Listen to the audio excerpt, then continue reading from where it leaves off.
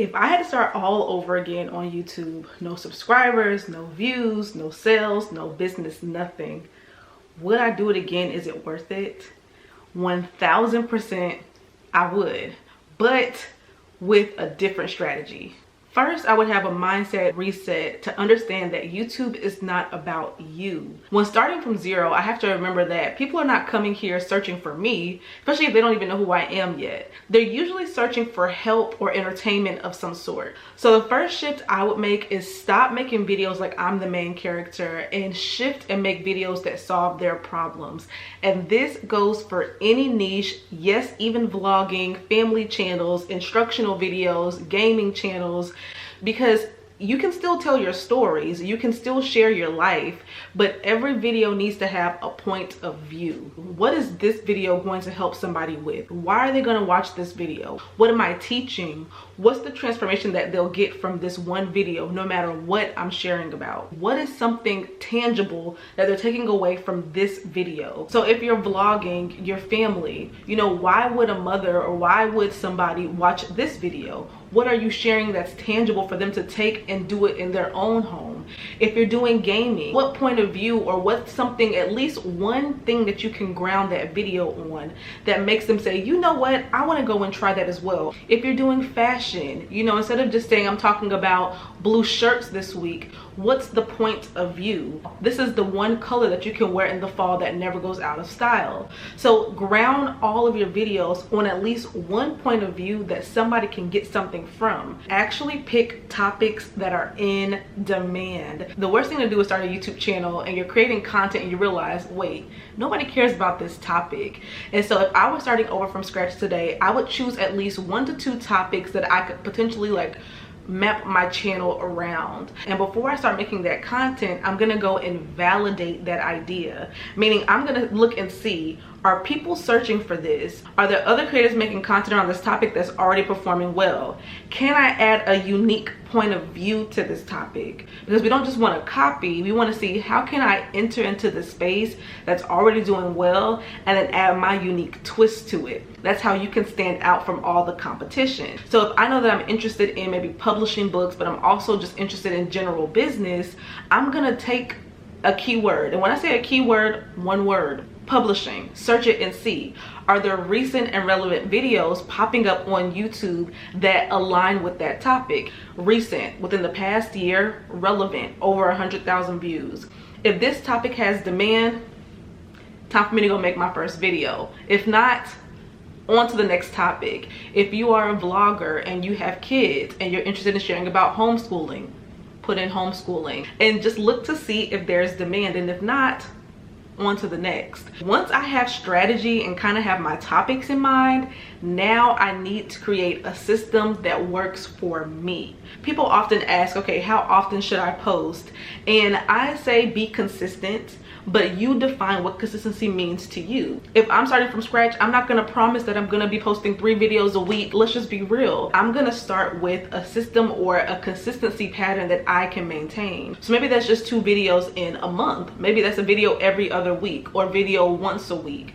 Now, I know from my experience that 1 video a week is standard for growing momentum. And so if I know that I'm busy and I can't quite handle putting out a video every single week, then I'm gonna batch create like I'm doing today. Today, I'm recording 3 to 4 videos in this one sitting. I'm gonna just change my shirt, change my top. We're gonna have another video. And so these videos will come out once a week, but I did it in the way that I could, which was batch creating. And then if I'm starting from scratch, I'm not overproducing. You want to start to maintain retention. You want people to be on your video for as long as possible to get your watch hours, to get your ad dollars, get YouTube to push you to the algorithm.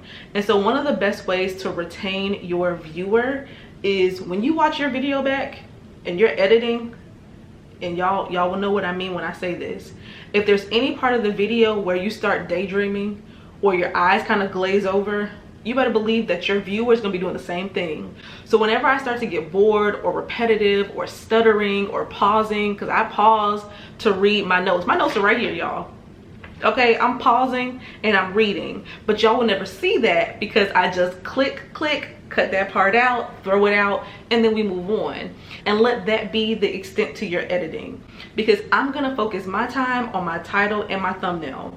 Now, I taught you all extensively about the 3 T's to YouTube success in my last video: your topic, your title, and your thumbnail. And so I'm gonna focus on the title and the thumbnail the most, because that's the packaging. That's how you get the views in the first place, and then you improve over time. Now, the next one is I'm treating it like a business from day one, because y'all, posting on YouTube is hard work.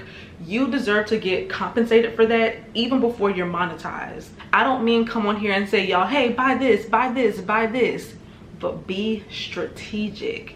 I'm going to talk about in my next video how I was able to make a lot of money on YouTube before I was monetized, before I had a large following on here. And even now, I still consider myself a smaller channel. But even when I had less than 1,000 subscribers, I was making money on YouTube. So if you want to see that, make sure you guys subscribe and stick around.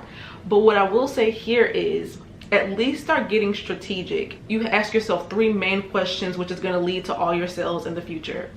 Who is here? Who is the person specifically? An entrepreneur, a stay-at-home mom, etc. Who is here? What's going to be that consistent point of view that I share with them? And then as they're watching, as they're commenting, as they're asking questions, or as you're putting out more content, what product or service, or what can you offer as the next step? So that can be a Patreon, that can be a paid membership like a Patreon, that can be an ebook, a physical book, like a published book, a class, a course, a meetup. You know, you can decide, what can I offer that's the natural next step that aligns with my content and allows them to go deeper with me. This next one is actually super important, and this is what led to me having a full-time business by the time that I was monetized. To go deep with a small group rather than going wide with a larger group. And I'll explain what that means. When you have 10 viewers, 30 subscribers, 100 subscribers, that's like your focus group. Okay, I'm talking to them. I'm asking them questions. These are now my people. I'm asking them, what do y'all want to see next? What do y'all need help with?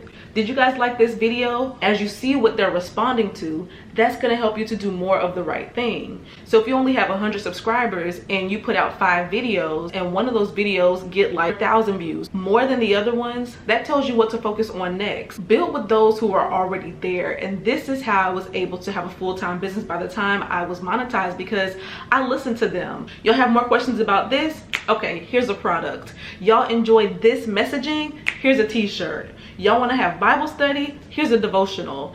And that's how I was able to grow alongside my audience, my core group of people, before I was even monetized. And if you do that, you will literally look up months from now and realize, I just built something amazing here. And this is exactly what I teach my clients: building a brand around their voice, creating that YouTube channel, building a community of supporters, creating that product, building that email list, selling that product over and over and over again. So if you're somebody with a skill, a message, a mission, you feel like I have something to share and I feel like this is going to be valuable for whoever listens, then check out the links down below. Now tell me in the comments, what do you plan to do differently as you are growing your YouTube channel?